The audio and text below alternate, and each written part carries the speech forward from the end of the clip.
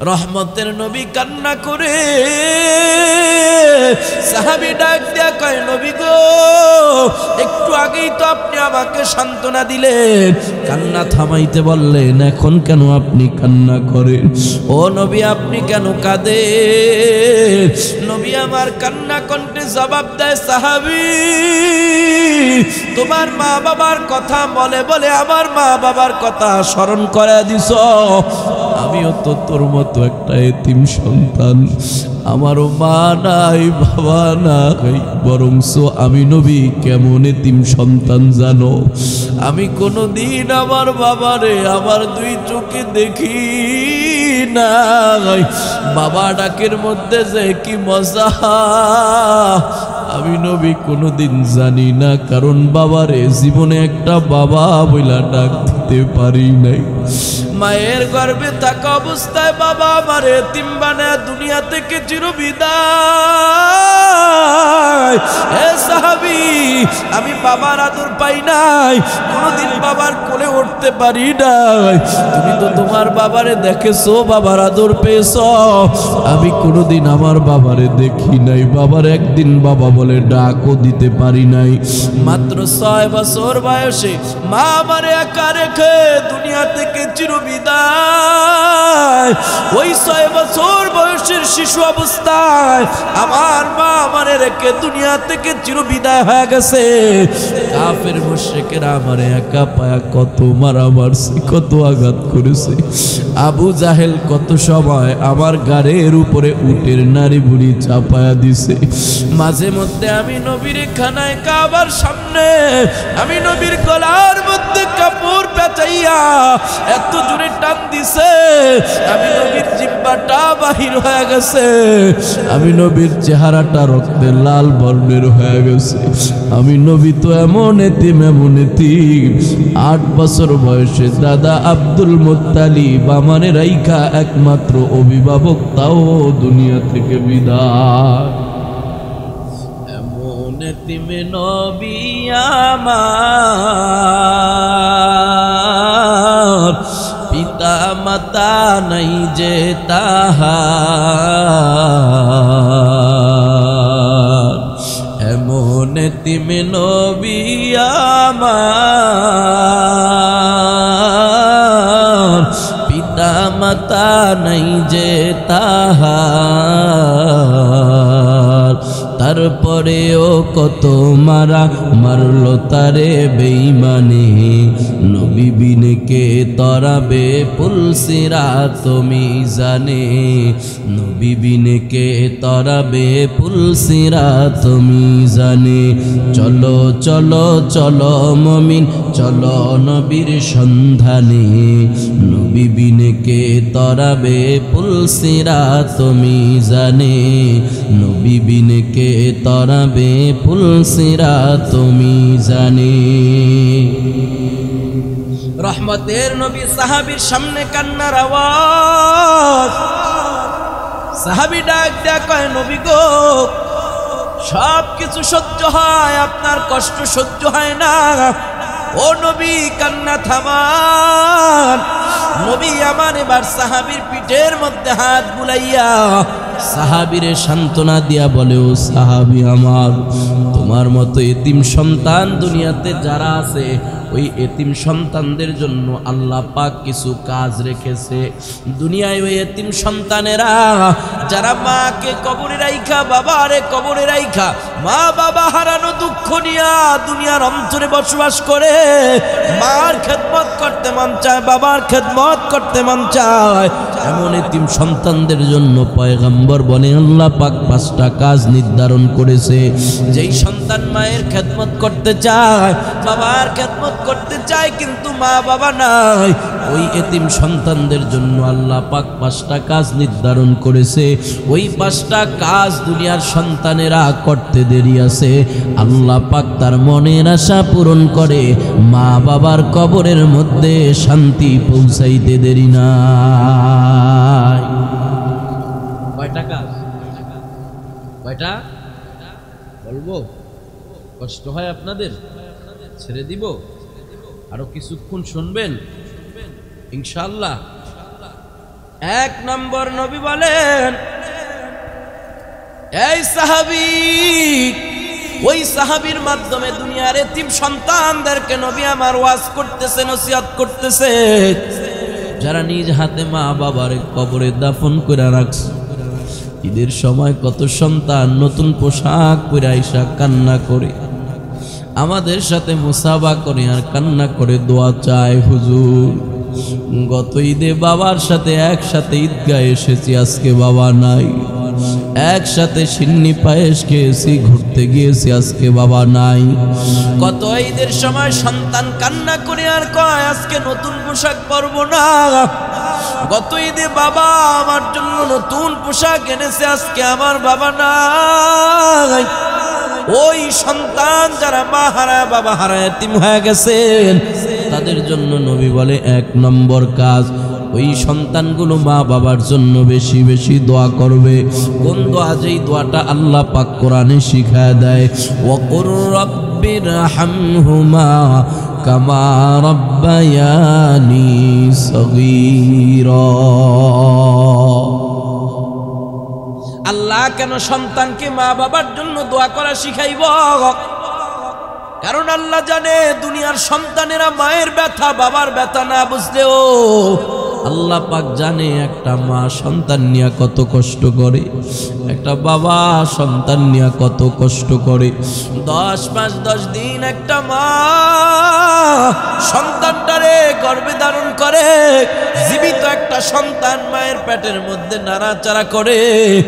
কত সময় শীতের রাত্রে মা ঘুমাইছে, সন্তান পেটের মধ্যে লাথি লাগাইয়া দিছে, যন্ত্রণায় মা আর ঘুমায়া থাকতে পারে না। ওইটা বারান্দায় শীতের রাত্রে হাঁটতেছে, সবাই ঘুমাইতেছে, সবাই একসাথে খানা খাইতে পারছে, সন্তান মায়ের পেটে লাথি লাগাইয়া দিছে, মা খানার প্লেট রাইখা দাঁড়ায় যাইতে বাধ্য হইছে। ওই সন্তানের লাথির কত যন্ত্রণা ওই মা ছাড়া আর কেউ বুঝবে না, আর বুঝবে আমার আল্লাহ। এই জন্য সন্তানের জন্য মা বাবার জন্য সন্তানের পক্ষ থেকে আল্লাহ দোয়া শিখা দেয়, ও সন্তান তুই বল রব্বিরহামহুমা কামা রাব্বায়ানি সগীরা। আল্লাহ আমার মা কষ্ট করে করে যেমন আমার সুখে শান্তিতে লালন পালন করছে, পৃথিবীর কোনো মা বাবা চায় না সামর্থ্য থাকলে সন্তানের খারাপ ভাবে লালন পালন করতে, কষ্ট দিতে। এজন্য আল্লাহ দোয়া শিখায় দেয়, ও সন্তান তুমি কথা আমি আল্লাহর কাছে বলো রব্বিরহামহুমা কামা রাব্বায়ানি সগীরা। আল্লাহ আমার মা শীতের রাতে আমি সন্তানকে বিঝা জায়গায় শুইতে দেয় না, বারবার প্রস্রাব করে দিছি। একটা মা এই শীতের রাত্রেও সন্তানের কতবার যে পোশাক চেঞ্জ করে, ঘরের সবাই ঘুমায়, মা বারবার বারবার হাত দিয়া চেক করে সন্তান আমার প্রস্রাব করে দিয়েছে কিনা, সন্তান আমার প্রস্রাব করে ভিজা প্রস্রাবের মধ্যে শুয়ে আছে কিনা। বারবার বারবার ঘুম থেকে উঠা মা প্রস্রাব পায়খানা চেক করে সন্তানের আবার নতুন কাপড় পরায় আরামে ঘুমায়। ওই কথাটাই তুমি আল্লাহকে বলো, মালিক আমার মা যেমন আমার এই ভিজা জায়গায় শুইতে দেয় না, শুকনা জায়গায় শুয়েছে, শুকনা জায়গায় শুয়াইছে। আল্লাহ কবরের মধ্যে আমার মা বাবারে মাটির ওই ভিজা জায়গায় শোয়ায়ও না, বরঞ্চ জান্নাতের শুকনা জায়গায় তুমি শোয়ানোর ব্যবস্থা করে দিও। আল্লাহর নবী বলে দুনিয়ার নেককার সন্তানেরা মা বাবার জন্য এমন দোয়া করতে দেরি আছে, আল্লাহ পাক ওই মা বাবার কবরের মধ্যে শান্তি পৌঁছানোর দেরি নাই। এতিম সন্তানদের জন্য নবী আমার বলে 2 নম্বর তোমাদের কাজ হলো, 5টা কাজের 2 নম্বর কাজ ওয়াল ইস্তিগফারু লাহুমা। দুনিয়ার সন্তানেরা মা বাবার জন্য বেশি বেশি করে এমন আমল করবে যে আমলের মাধ্যমে মা বাবার গুনাহ ক্ষমা হয়, মা বাবার কবরের মধ্যে সওয়াব পৌঁছে যায়। যেমন মা বাবার জন্য যদি দুনিয়াতে সাদকায়ে জারিয়া করেন, জনকল্যাণমূলক কাজ করেন, মানুষের উপকারের জন্য পোল কালভার্ট ব্রিজ নির্মাণ করে দেন, যেগুলোর মাধ্যমে সব সময় সওয়াব হইতে থাকে, মানুষের উপকারের জন্য একটা টিউবওয়েল উঠায় দিলেন। টিউবওয়েল থেকে চেপে চেপে মানুষ পানি খাবে যতদিন আপনার মা বাবার কবরে সওয়াব পৌঁছতে থাকবে ততদিন হাত উঠে দোয়া করার দরকার নাই। এলাকার মধ্যে একটা মসজিদ বানায় দেন, এলাকার মধ্যে একটা মাদ্রাসা বানায় দেন। একজন কোরআনের হাফেজ আলেম হওয়ার পিছনে আপনার অবদান রাখেন। মাদ্রাসা থাকবে যতদিন, ওখানে তেলাওয়াত হবে যতদিন, ওখান থেকে আলেম হবে যতদিন, আল্লাহ পাক আপনার মা বাবার কবরের মধ্যে শান্তি পৌঁছাইতে থাকবে ততদিন। আলহামদুলিল্লাহিল্লাযী জাআলা আশ-শামসা ওয়াল কমারা বিহুসবান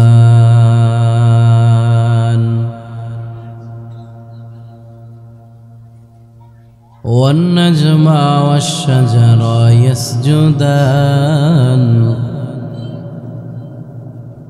وفضل زمانا على زمان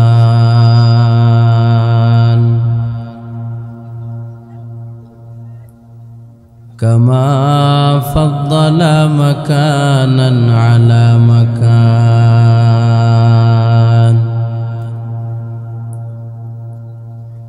وإنسانا على إنسان ونشهد أن لا إله إلا الله وحده لا شريك له لا ضد له ولا ند له ولا مثل له ونشهد أن سيدنا وسندنا وحبيبنا وطبيب قلوبنا ومولانا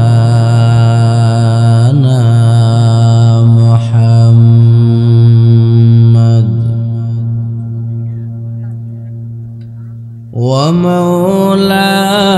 ومولانا محمدا عبده ورسوله صلى الله تعالى عليه وعلى آله وأصحابه وبارك وسلم وبارك وسلم تسليما كثيرا كثيرا الذي أرسله الله تعالى بالحق بشيرا ونذيرا وداعيا إلى الله بإذنه سراجا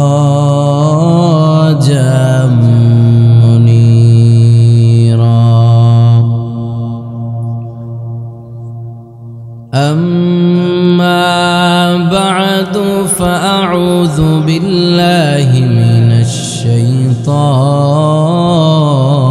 الرجيم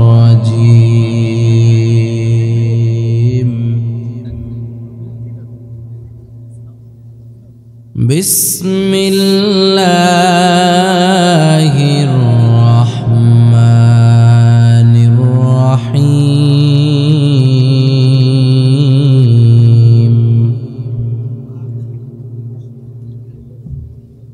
وقضى ربك ألا تعبدوا إلا إياه وبالوالدين إحسانا وقال رسول الله صلى الله عليه وسلم إن الله يرفع بهذا الكتاب أقواما ويضع به آخرين أو كما قال عليه الصلاة والسلام. وقال تعالى في شأن حبيبه ومحبوبه ومعشوقه: إن الله وملائكته يصلون على النبي يا أيها الذين آمنوا صلوا عليه وسلموا تسليما. সবাই মোহাব্বতে দুরূদ ইব্রাহিম পড়ি। اللهم صل على محمد وعلى آل محمد كما صليت على إبراهيم وعلى آل إبراهيم إنك حميد مجيد. اللهم بارك على محمد وعلى آل محمد كما باركت على إبراهيم وعلى آل إبراهيم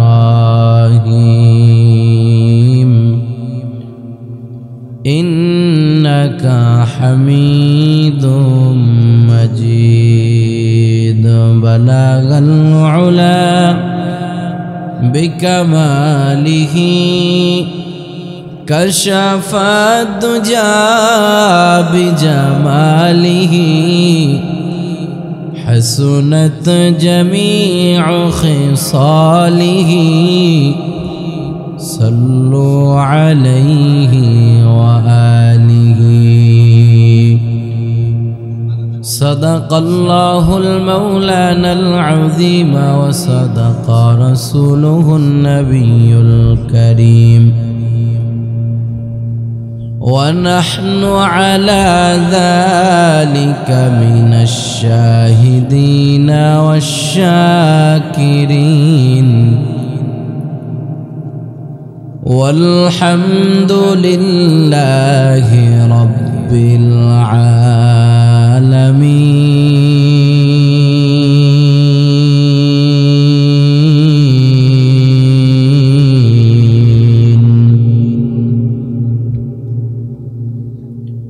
ميدور ہو مجبور ہو اے سید عالم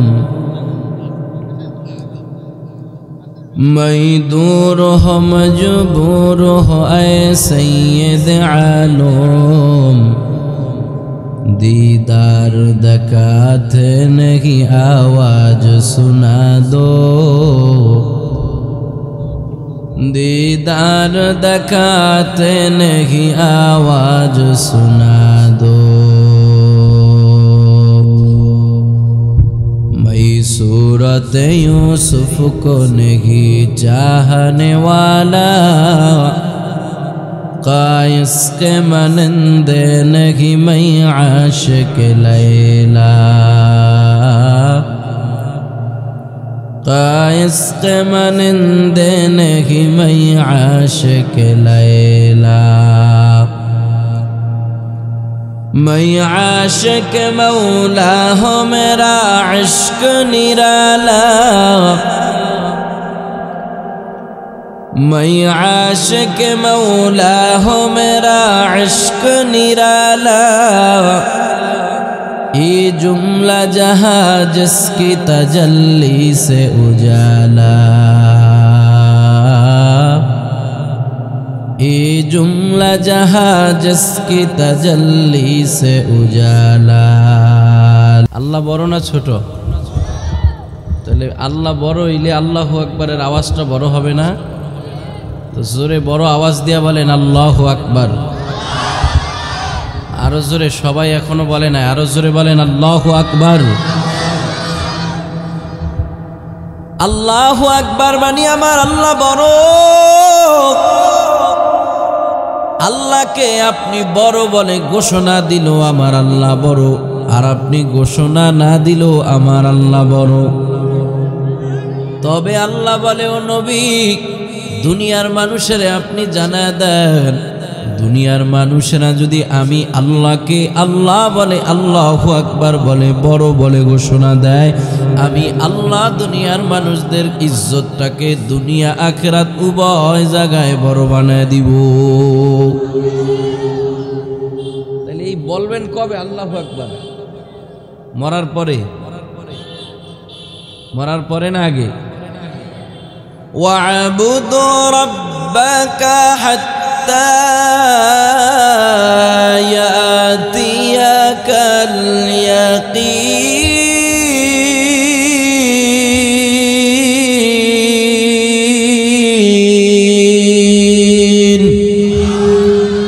हर के दारत खौफ हक दर दिल मदा जन्नतुल मअवा देहा दूरा मकाम जुज़बा हक चीज़े मखाज इंसो जा फजले उआ मस्ते दर जुमला जहा दिल जो खाली याद हक से आए जहा খানায়ে শৈতো হায়ো দিল বেগুমা। আওয়াজ করে বলা যাবে কি আল্লাহু আকবার? আল্লাহ বলে, দুনিয়ার গোলাম আল্লাহু আকবার, সুবহানাল্লাহ, আলহামদুলিল্লাহর আওয়াজ, নামাজ, রোজা, হজ, যাকাত, এক কথা ইবাদত করার সময় কিন্তু তোমার মরণ আসার আগে, মরণ যদি চলে আসে আর কোনো ইবাদত করার সুযোগ নাই। ইবাদত করার সুযোগ হলেও ওই ইবাদতে আল্লাহর সওয়াব দান করবে না। অতএব আপনাকে নামাজি হতে হলে ওই নিশ্চিত মরণ আসার আগেই হতে হবে। আপনাকে হাজি হতে হলে ওই নিশ্চিত মরণ আসার আগেই হতে হবে। কারণ কত বান্দা নামাজি হবে হবে বলে বলে বেনামাজি হয়েই কবরে চলে গেছে। আছে না নাই? আজকে কালকে করতে করতে রমজান আসলে একবারে পুরা পাক্কা মুসল্লি হয়ে যাব। দেখা গেছে রমজানের আগেই দুনিয়া থেকে চিরবিদায়। আল্লামা জুলফিকার আহমদ নকশবন্দি হাফিজাহুল্লাহ তার কিতাবের ভিতরে উদাহরণ দিয়া মানুষেরা বুঝায়, দুনিয়ার মানুষেরা ইবাদত করবে করবে করবে করবে বলে বলে ইবাদত না করেই কবরে চলে যায়। হঠাৎ করে আল্লাহ পাক আজরাইল পাঠায় দেয়, লিকুল্লি উম্মাতিন আজাল ইদা জাআ আজালুহা লা ইস্তাখিরুনা সাআতাও ওয়ালা ইস্তাকদিমুন।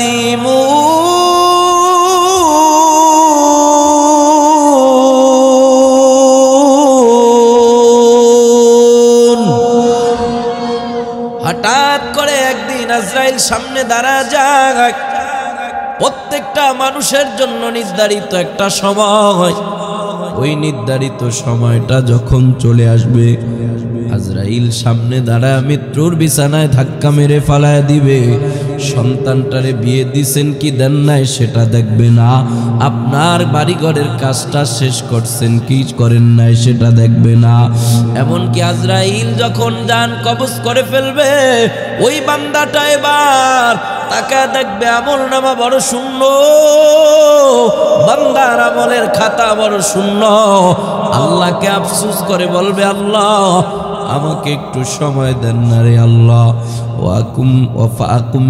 আল্লাহকে বলবে, আল্লাহ আপনি আমার একটু সময় দেন। আল্লাহ বলবে, কেন সময় চাও?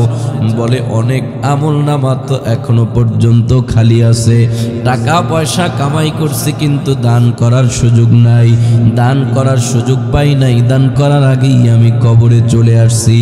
আল্লাহ বলবে, গোলাম আমি কি তোমারে সময় দেই নাই? আমি কি তোমারে সুযোগ দেই নাই? 60 বছর 70 বছর বয়স পেয়েছ, এরপরও কেন তুমি আমার ইবাদত করো নাই? এরপরও কেন তুমি আমার আমল করো নাই? আমল নামায় নেকি অর্জন করো নাই? বান্দাটা তাকায় দেখবে, করবে করবে করবে করবে, করা হয় নাই। এই করবে করবেটাই তাকে পিছনে ফেলায়া বেআমল বানায়া কবর নিয়ে আসছে। ইস্তিমাউল মালাকি মাসিয়াতুন ওয়াল জুলুসু আলাইহা ফিসকুন ওয়াত্তালাদ্দুযু বিহা কুফরুন। গান শোনাটা হলো কবিরা গুনাহ। কবিরা গুনাহ কি গুনাহ? ওয়াল জুলুসু আলাইহা ফিসকুন, ওই গানের মজলিসে বসা হলো ফাসিকি। যে বান্দাটা গানের মজলিসে বয়, ওই বান্দাটা ফাসিক হয়ে যায়। এ ভাত খাওয়ার যুবক ভাই আমার, কানের মধ্যে ইয়ারফোন দিয়া গান শুনে শুনে সিনাটা লড়ায়া লড়ায়া মজা নাও। নবী আমার কি বলে এবার তোমাকে শোনো, ওয়াল জুলুসু আলাইহা ফিসকুন ওয়াত্তালাদ্দুযু বিহা কুফরুন। গান শুনে গান থেকে মজা নেওয়াটা হলো কুফরি, নাউযু বিল্লাহ।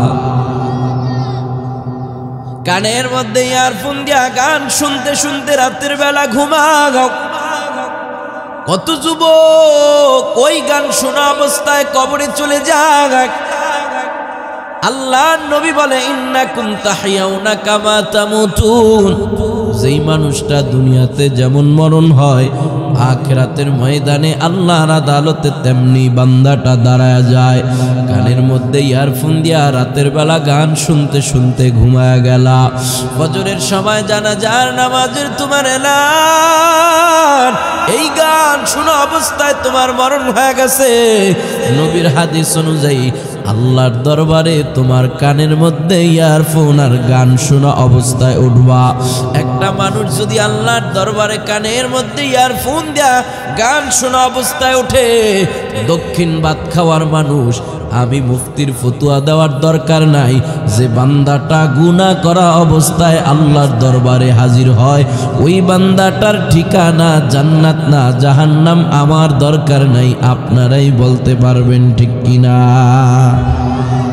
গান শুনবো আর শুনবো গান। আল্লাহ পাক আয়াতের ভিতরে দুইটা চূড়ান্ত সিদ্ধান্ত দিছে। কয়টা?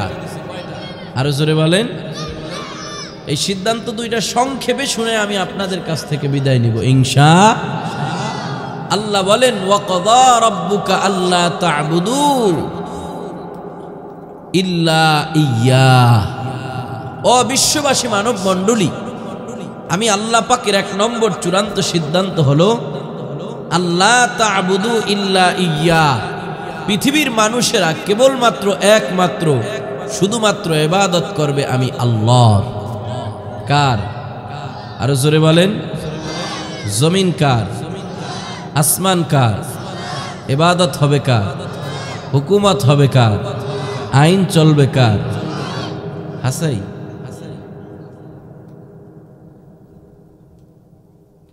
তবে আল্লাহ পাকের এই সিদ্ধান্তটা কেমন?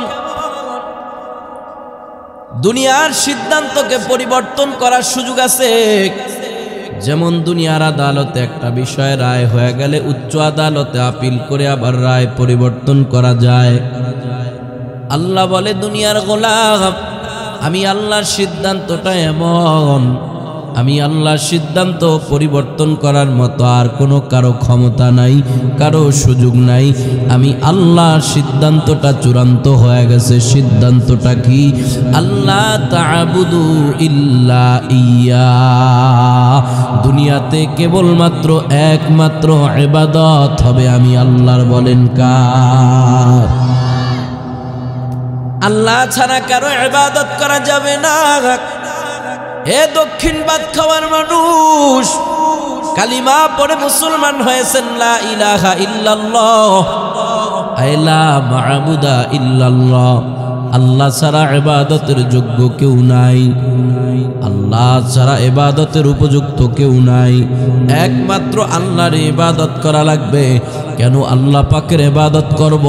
অন্য এক আয়াতের মধ্যে আল্লাহ জানায় দেয়, ইয়া আইয়ুহান নাসু উবুদু রাব্বাকুমুল্লাযী খালাকাকুম ওয়াল্লাযীনা মিন ক্বাবলিকুম লাআল্লাকুম তাত্তাকুন। এ বিশ্ববাসী মানব মণ্ডলী, আমি আল্লাহর ইবাদত করো, তোমরা তোমাদের রবের ইবাদত করো। রবের ইবাদত করব কেন? আল্লাযী খালাকাকুম, যে রব তোমাদেরকে সৃষ্টি করেছে। তার মানে আল্লাহ পাকের চূড়ান্ত সিদ্ধান্তটা সংক্ষেপে হলো এমন, সৃষ্টি করেছেন যিনি, ইবাদতের যোগ্য হলেন তিনি। বলেন, সৃষ্টি করেছেন যিনি, ইবাদতের যোগ্য হলেন তিনি। বলেন, সৃষ্টি করেছেন যিনি, ইবাদতের যোগ্য হলেন তিনি। যে সৃষ্টি করেছে তিনি ইবাদতের যোগ্য। কপাল সৃষ্টি করেছে কে? এই কপাল দিয়া কাকে সেজদা দিব? কিন্তু দুনিয়াতে এমন মানুষ আছে আল্লাহর বানানো কপাল দিয়া যায় মাজারে সেজদা দেয়, আছে না নাই? হায়রে সোনার বাংলাদেশ, বন্ড পীররা করলো শেষ। বন্ড পীরদের উৎখাত কর, নইলে তোদের ঈমান শেষ। মাজারেরই আশেপাশে কত বন্ড আছে, গাজার কলকে টান মারিয়া ডাকে দয়াল খাজারে। হোট প্যান পইরা ভাইরে, দাড়ি মুছ সাইসা ভাইরে, পীরের ইজ্জত করলো শেষ। হায়রে সোনার বাংলাদেশ, বন্ড পীররা করলো শেষ। বন্ড পীরদের উৎখাত কর, নইলে তোদের ঈমান শেষ।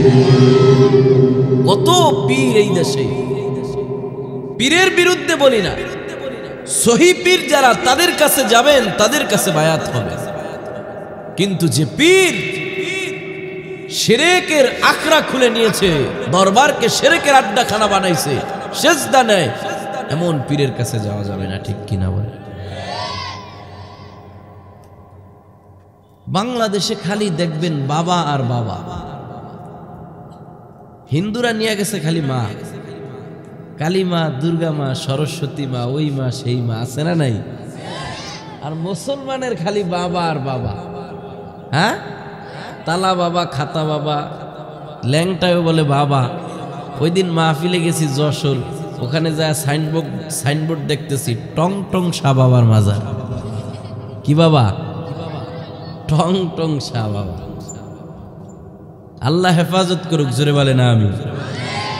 মুসলমানের সব হবে কার জন্য? ইবাদত হবে কার জন্য? জীবন হবে কার জন্য? যৌবন হবে কার জন্য? অথচ পোড়া কপাইল্লা মুসলমান গান গায়, জীবন যৌবন সইপা দিলাম, গনিশা বাবার মন পাইলাম না। নাউজুবিল্লাহ কন, নাউজুবিল্লাহ। আছে না নাই? জীবন যৌবন বলে গনিশা বাবারে দিয়া দিছে। মুসলমানের জীবন যৌবন কার জন্য? কুল ইন্না সালাতি ওয়া নুসুকি ওয়া মাহইয়ায়া ওয়া মামাতি লিল্লাহি রাব্বিল আলামিন।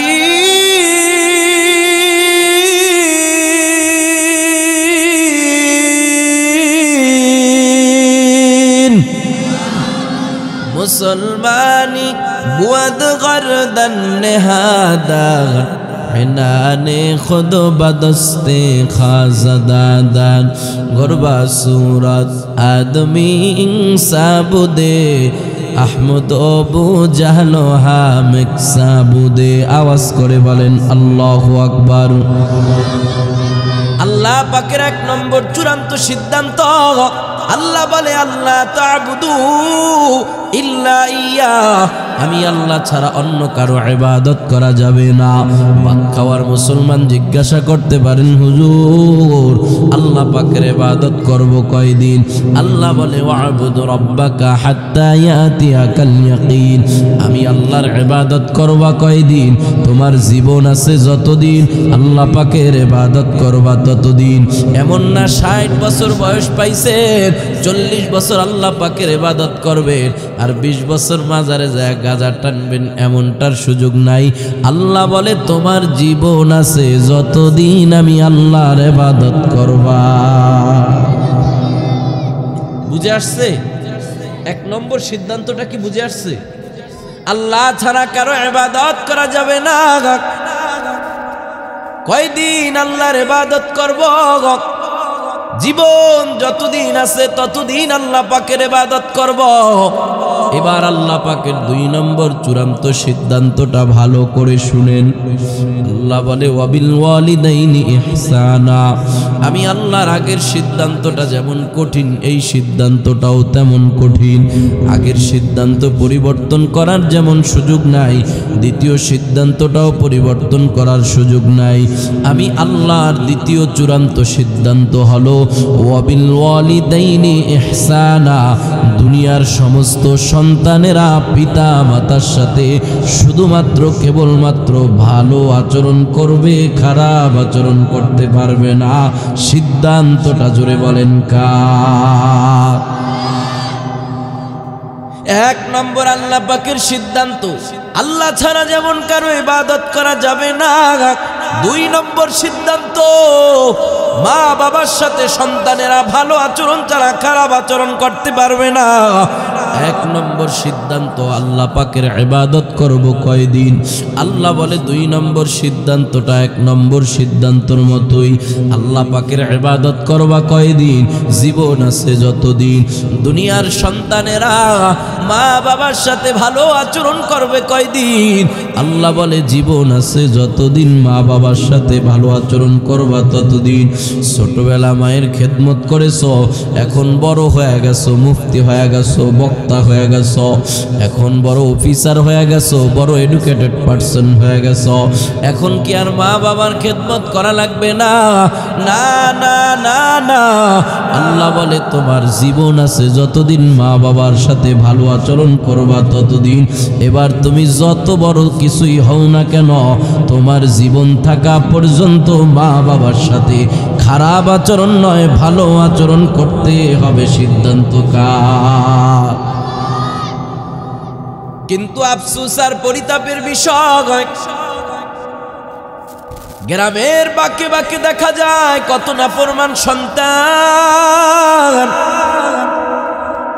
বিয়ের আগে মা বাবার সাথে ভালো আচরণ করে, মা বাবার ভালো খেদমত করে, কিন্তু বিয়ের পরে বউয়ের কথা শুই না মা বাবার সাথে খারাপ আচরণই নয়, বরং বুকিনি মা বাবার গায়ে হাত পর্যন্ত উঠায়, এমন নাফরমান সন্তান আছে না নাই?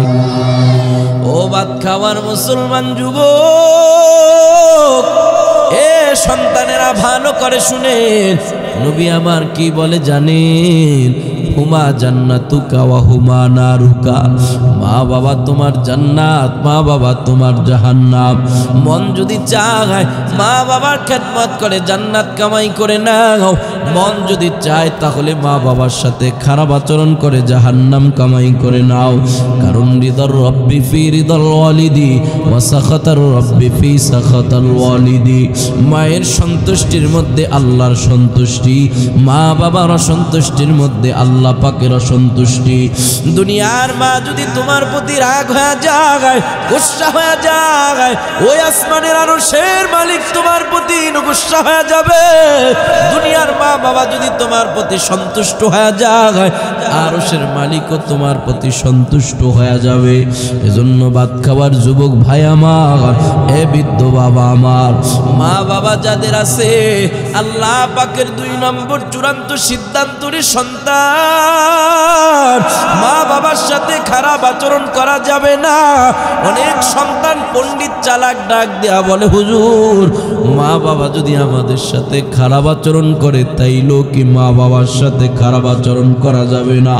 আল্লাহর নবী বলেন, না না, ওয়া ইন যালামা, মা বাবা যদি তোমার উপরে জুলুমও করে তারপরেও মা বাবারে কষ্ট দেওয়া যাবে না। সিদ্ধান্ত টাকা জীবনের সব কষ্ট মায়ের প্রসব বেদনা,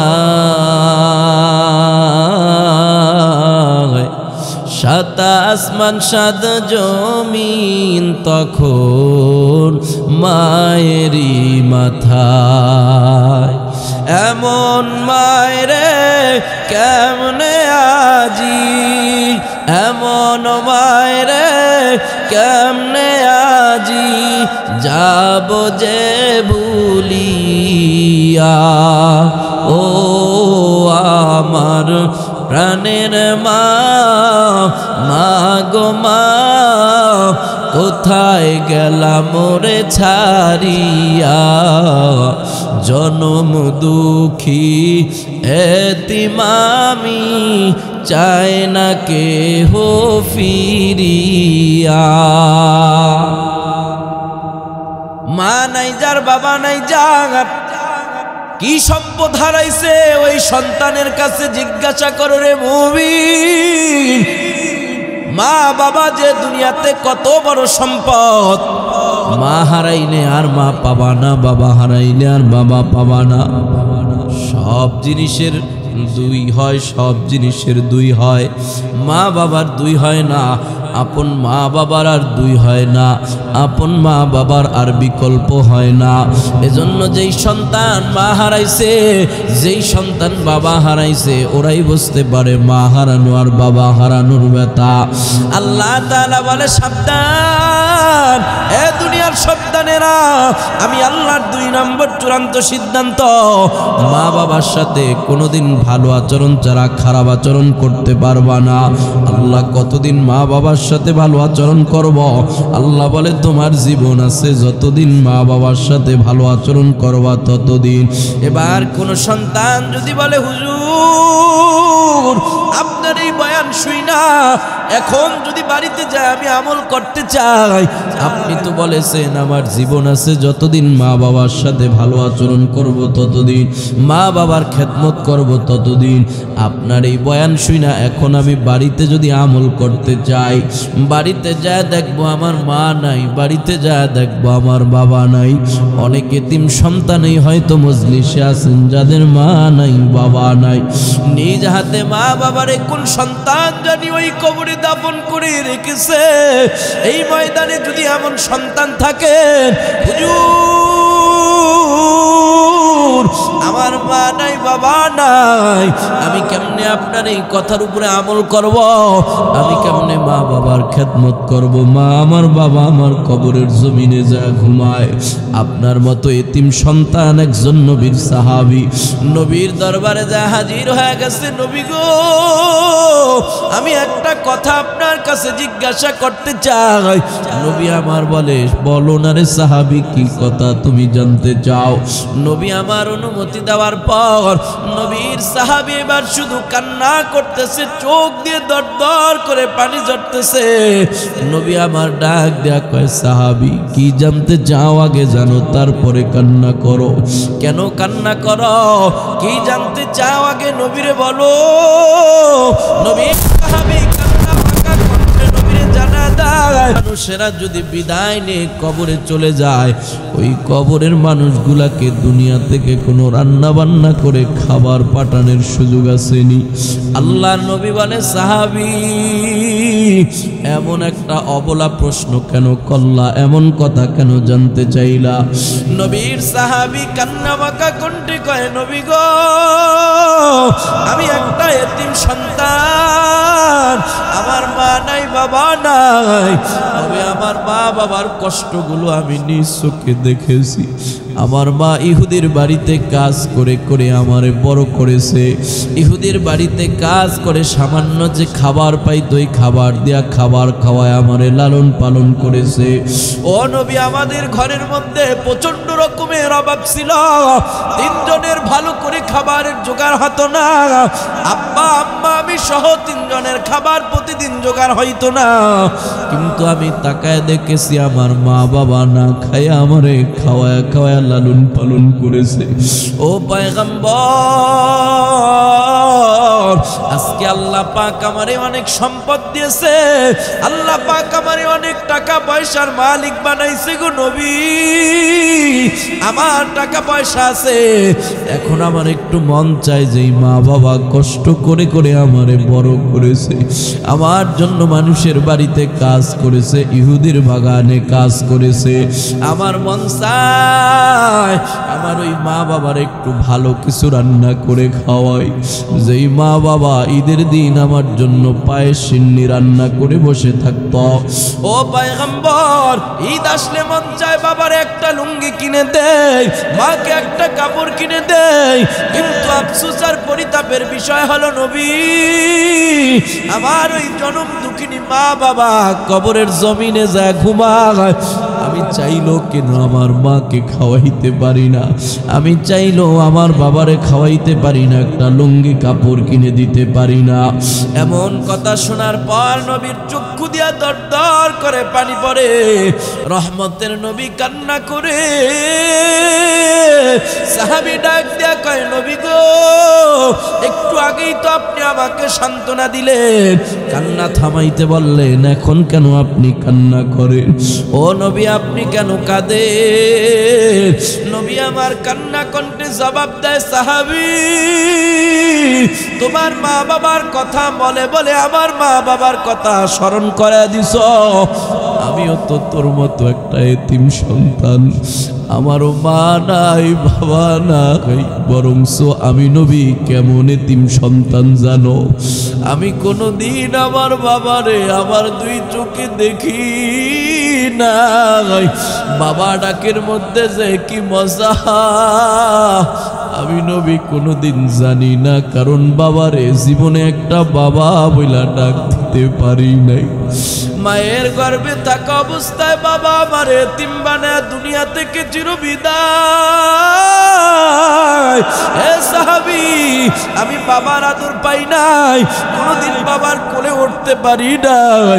তুমি তো তোমার বাবারে দেখেছো, বাবার আদর পেয়েছো, আমি কোনোদিন আমার বাবারে দেখি নাই, বাবার একদিন বাবা বলে ডাকও দিতে পারি নাই। মাত্র 6 বছর বয়সে মা আমারে একা রেখে দুনিয়া থেকে চিরবিদায়। ওই 6 বছর বয়সের শিশু অবস্থায় আমার মা আমারে রেখে দুনিয়া থেকে চিরবিদায় হয়ে গেছে। কাফের মুশরিকেরা আমারে একা পায়া কত মারা মারছে, কত আঘাত করেছে। আবু জাহেল কত সময় আমার গাড়ির উপরে উটের নারী বুড়ি চাপায়া দিছে। মাঝে মধ্যে আমি নবীর খানায় কাবার সামনে আমি নবীর গলার মধ্যে কাপড় পেঁচাইয়া এত জোরে টান দিছে, আমি নবীর জিহ্বাটা বাহির হয়ে গেছে, আমি নবীর চেহারাটা রক্তের লাল বর্ণের হয়ে গেছে। আমি নবী তো এমন এতিম, এমন এতিম, 8 বছর বয়সে দাদা আব্দুল মুত্তালিব আমারে রাইখা একমাত্র অভিভাবক, তাও দুনিয়া থেকে বিদায়। এমন এতিম নবী আমার, পিতা মাতা নাই যে তাহার। এমন এতিম নবী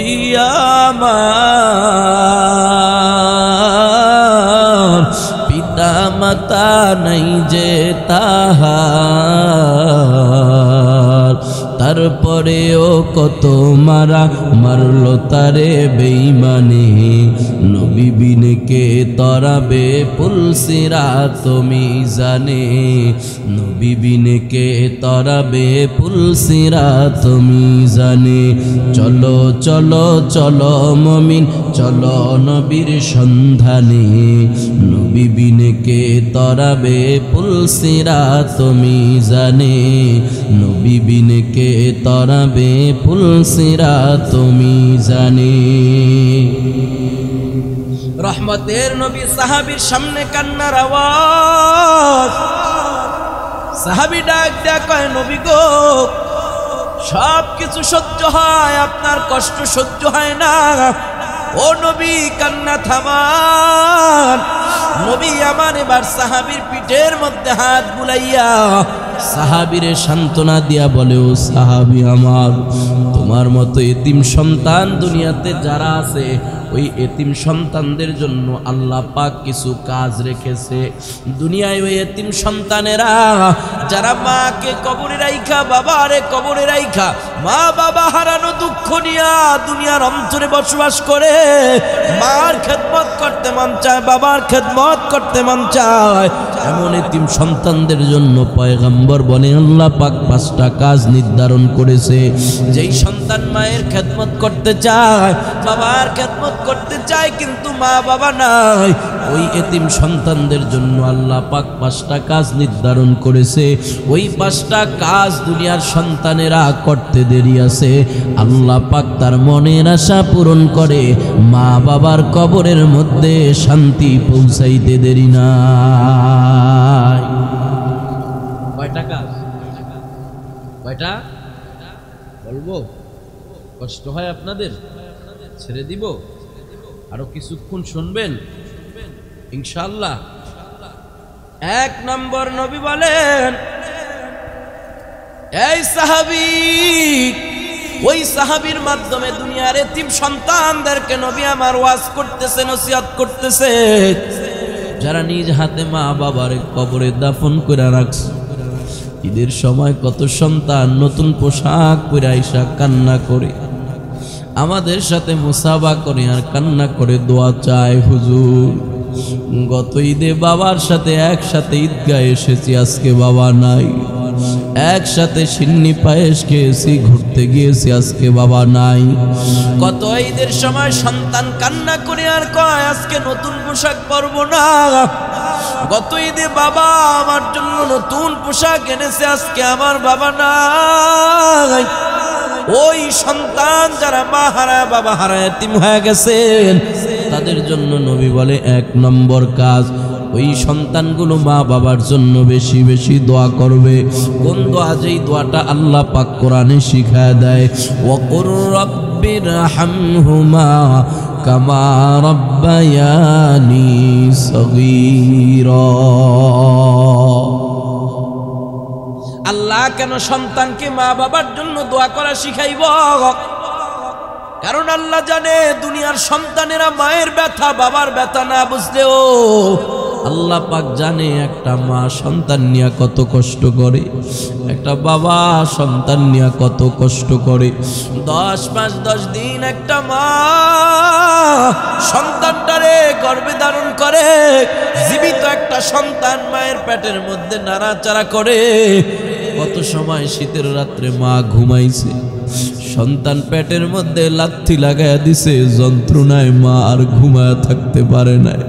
ওইটা বারান্দায় শীতের রাত্রে হাঁটতেছে, সবাই ঘুমাইতেছে, সবাই একসাথে খানা খাইতে পারছে, সন্তান মায়ের পেটে লাথি লাগাইয়া দিছে, মা খানার প্লেট রাইখা দাঁড়ায় যাইতে বাধ্য হইছে। ওই সন্তানের লাথির কত যন্ত্রণা ওই মা ছাড়া আর কেউ বুঝবে না, আর বুঝবে আমার আল্লাহ।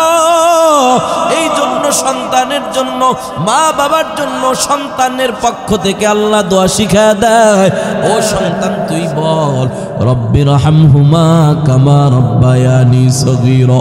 আল্লাহ আমার মা কষ্ট করে করে যেমন আমার সুখে শান্তিতে লালন পালন করছে, পৃথিবীর কোনো মা বাবা চায় না সামর্থ্য থাকলে সন্তানের খারাপভাবে লালন পালন করতে, কষ্ট দিতে। এজন্য আল্লাহ দোয়া শিখায় দেয়, ও সন্তান তুমি এ কথা আমি আল্লাহর কাছে বলো, রব্বিরহামহুমা কামা রাব্বায়ানি সগীরা। আল্লাহ আমার মা শীতের রাতে আমি সন্তানকে কি বিঝা জায়গায় শুইতে দেয় না, বারবার প্রস্রাব করে দিছি।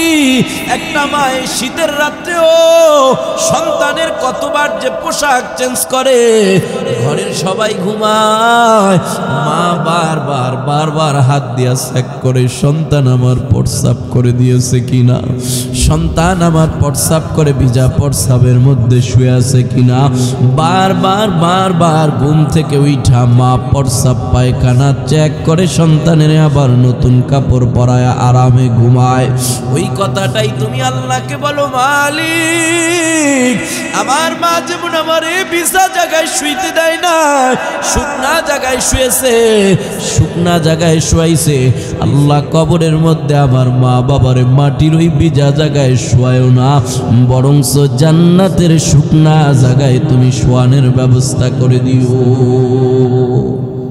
আল্লাহর নবী বলে, দুনিয়ার নেককার সন্তানেরা মা বাবার জন্য এমন দোয়া করতে দেরি আছে, আল্লাহ পাক ওই মা বাবার কবরের মধ্যে শান্তি পৌঁছানোর দেরি নাই।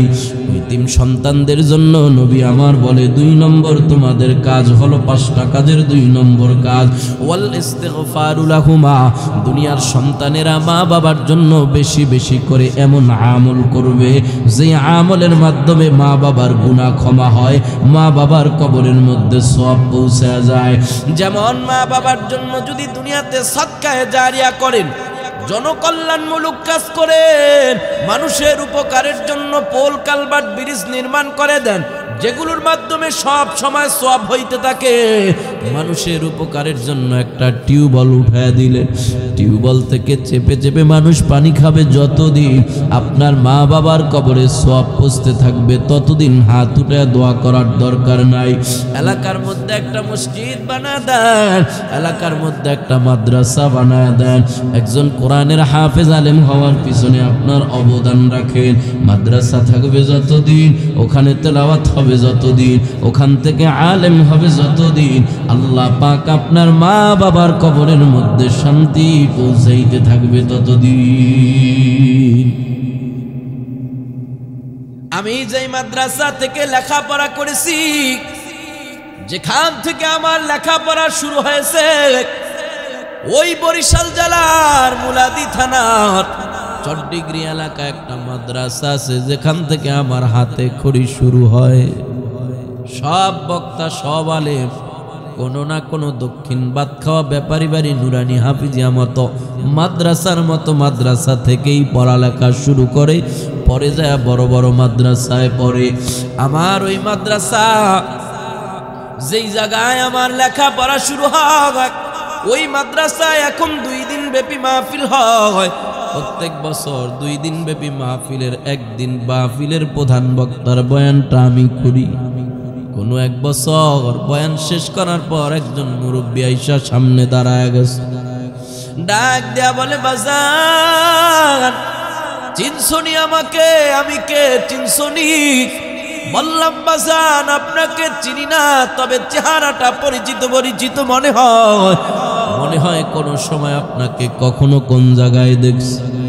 আল্লাহর বান্দা ডাক দেয়া বলে, এ গোলাম চিনো না আমারে?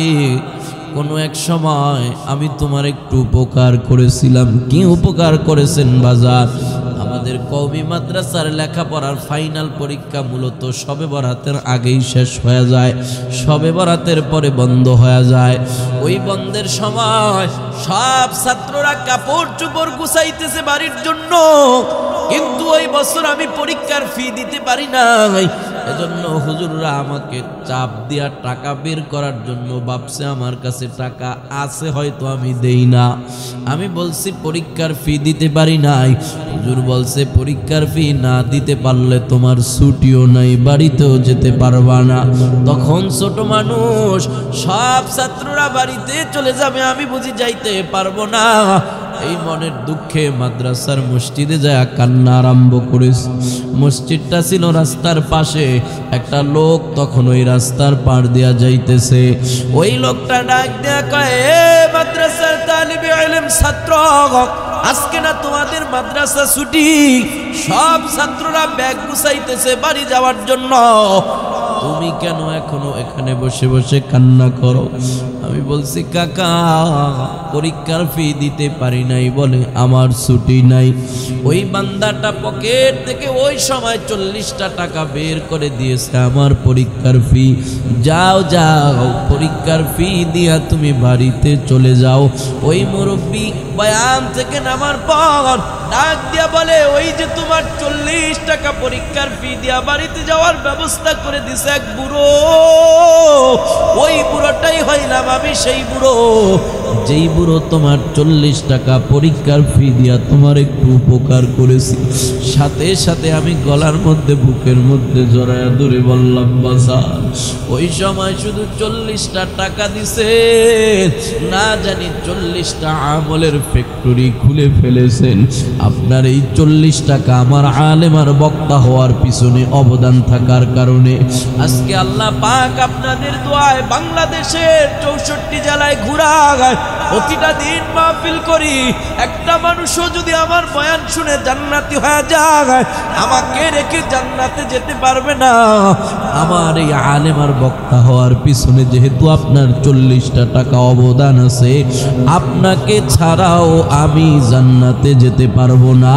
আমার কথায় যত মানুষ আমল করবে, আমি নিজেও যত আমল করব, সব আমলের সবের একটা অংশ আমার আলেম আর বক্তা হওয়ার পিছনে যেহেতু আপনার 40টা টাকা অবদান আছে, অতএব আপনার আমার সমস্ত সওয়াবের অংশ একটা অংশ আপনার আমল নামায় অটোমেটিক চলে যাবে, যেহেতু এটা সাদকায়ে জারিয়া। এজন্য নবী বলে 2 নম্বরে ওয়াল ইস্তিগফারু লাহুমা, মা বাবার সন্তানেরা দুনিয়াতে বৈশা ওই মা বাবার জন্য এমন কোন আমল করো যে আমলের মাধ্যমে আল্লাহ পাক তোমার মা বাবার কবরে সওয়াব পৌঁছাইতেই থাকবে, আল্লাহ পাক গুনাহ ক্ষমা করতেই থাকবে।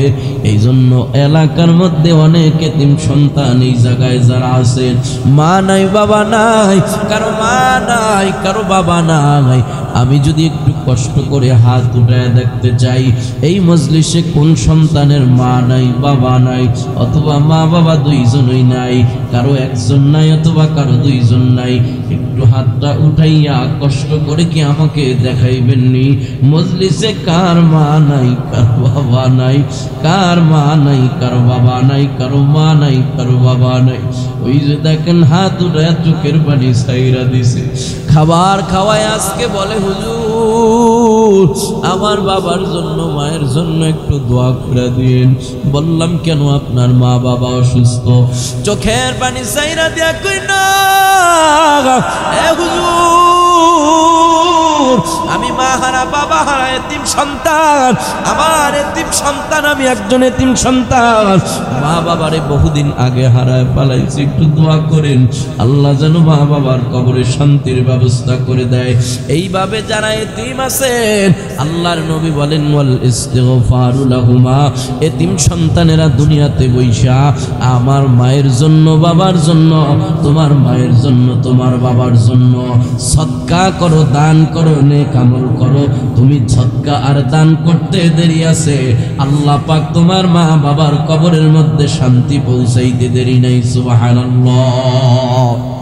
দক্ষিণাই ভাত খাওয়া ব্যাপারী বাড়ি ওই এতিম সন্তান যারা মা হারাইয়া বাবা হারাইয়া এতিম, মায়ের খেদমত করতে চান, বাবার খেদমত করতে চান, আপনাদের কপাল বড় ভালো। আল্লাহর নবী মা বাবা নেককার, মা নেককার সন্তানের আমলের বিনিময়ে মা বাবার কবরের আযাব যে মাফ হয়, আল্লাহর ওলি ঘটনা লেখেন আল্লামা জুনায়েদ বাগদাদী রাহমাতুল্লাহি আলাইহি। জগৎ বিখ্যাত একজন ওলি ছিলেন জুনায়েদ বাগদাদী রাহমাতুল্লাহি আলাইহি।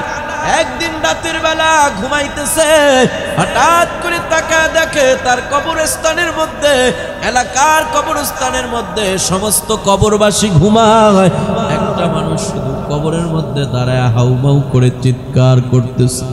ঘুমের ঘরে স্বপ্ন যুগে আল্লাহর ওলি জুনায়েদ বাগদাদী ওই কবরওয়ালাকে ডাক দিয়া বলে, কবরওয়ালা ভাই আমার, সব কবরবাসীরা ঘুমাইতেছে, তুমি কেন একা একা কবরের মধ্যে কান্নাকাটি করতেছ? আল্লাহর বান্দাটা চোখের পানি চাইরা দিয়া কয়, আল্লাহর ওলি, আমি তো দুনিয়াতে গুনাহ করেছি, গুনার কারণে আজকে আমার কবরের মধ্যে আযাব হইতেছে। আল্লাহর ওলি ডাক দেয়া কয়, দুনিয়াতে কি তোমার কোনো সন্তান নাই যারা একটু তোমার জন্য দোয়া করবে, নেক আমল করবে, সদকা করবে, দান খয়রাত করবে? আল্লাহ পাক সন্তানের নেক আমলের বিনিময়ে মা বাবার কবরে আযাব মাফ করে শান্তির ব্যবস্থা করে দেয়। কবরওয়ালা ডাক দেয়া কয়, আল্লাহর ওলি গো, দুনিয়াতে আমার তেমন আপন বলতে কেউ নাই, তবে একটা মেয়ে সন্তান আছে, ওই মেয়ে সন্তানটাকেও দিন শিখে আসতে পারি নাই, এজন্য মেয়েটাও আমল টামল করে না। আল্লাহর ওলি ডাক দেয়া কয়, তোমার মেয়ের ঠিকানাটা আমি একটু জানতে চাই। বলে, অমুক এলাকায় মেয়েটারে বিয়া দিয়ে আসছি। আল্লাহর ওলি সকালবেলা ঘুম ভাঙ্গার পরে ওই ঠিকানায় দৌড় আরম্ভ করে, এলাকায় যায়, এলাকার মানুষের জিজ্ঞাসা করে, ও এলাকার মানুষ, অমুক ব্যক্তির একটা মেয়েকে এই এলাকায় বিয়ে দিয়েছে। লোকেরা বলে, হ্যাঁ হ্যাঁ, তবে হুজুর মেয়েটা বড় খারাপ।